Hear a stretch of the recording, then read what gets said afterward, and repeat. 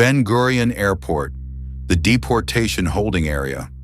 Look closely at the passengers sitting on the bench, waiting and worrying.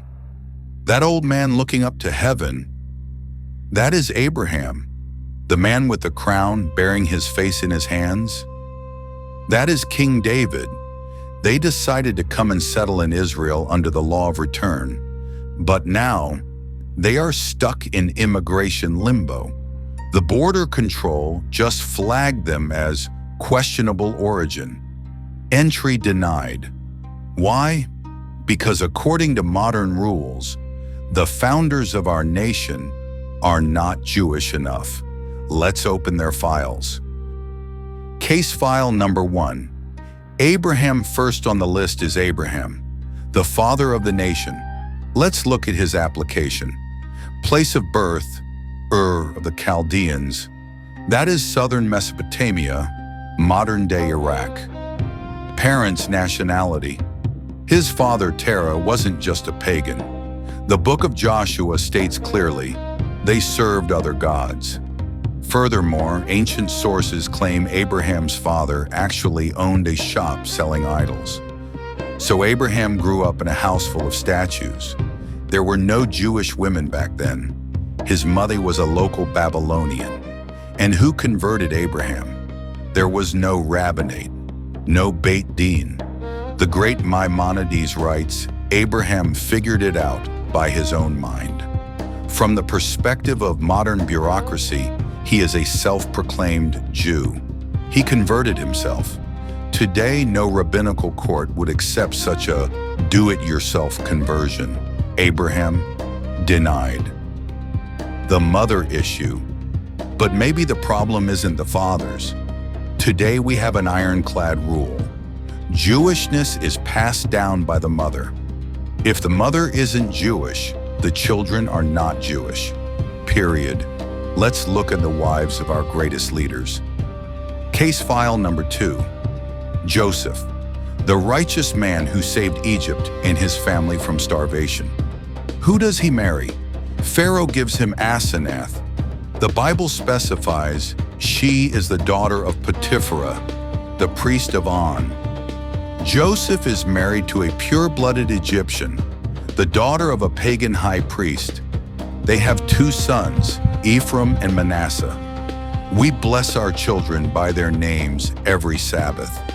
They became 2 full tribes of Israel. But by modern Halachic, they are Egyptian. Case file number 3. Moses, the greatest prophet, the man who spoke to God face to face. He flees Egypt into the desert. Who does he meet at the well? Zipporah. She is a Midianite, the daughter of Jethro, also a pagan priest. Moses lives in a tent with Bedouins, wears their clothes, and raises children with a foreign woman. It is a paradox. The man who brought us the Torah and the law was the first one to break the modern version of it. If Moses' children applied for citizenship today, they would face some very serious questions. Jacob had 2 wives, Leah and Rachel. They were Arameans, but he also had children with Bilhah and Zilpah.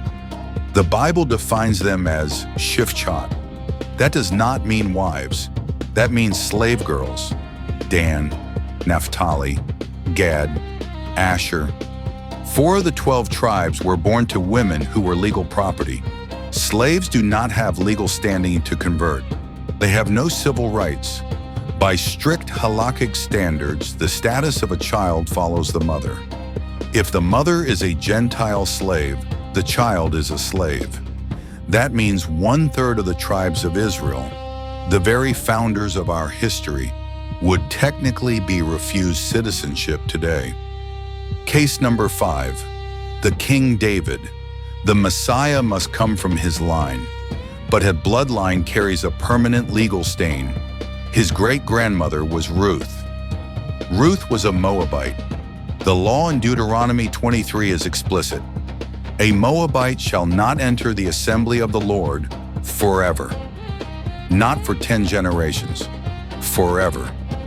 By the strict letter of the Torah, David should have been banned from the community. The rabbis knew this was a disaster.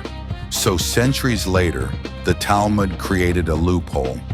They claim the verse means Moabite man, but not Moabite woman. But that distinction is not in the written Torah. It was a legal trick to save the king. And there is another secret.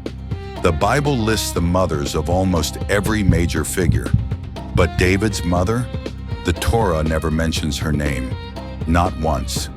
Only the Talmud gives her a name, Nitzevet. Why the silence in the original text? Because when the bloodline is problematic, you don't talk about the mother. Ezra, the great switch. He returned to find the holy seed drowning. The fathers had failed. Their blood was no longer enough. So he opened the book and found the only way to save the tree was to cut off the infected branches. He demanded the impossible, a surgery without anesthesia. He told the men of Judah, "You must do it yourselves. Put away your wives, send away your children." He saw the men weeping like children, tearing their clothes, but they swore the oath. It was the day love surrendered to the law. Look at his hand. It is not a soldier pushing her away. It is her husband. He is breaking his own heart to save his people. That was the moment the rule changed forever. From that day on, we follow the mother, because the father had to let go. History loves a cruel irony. Ezra the Scribe achieved the impossible. He built a spiritual firewall that saved the Jewish people from dissolving into the ocean of history.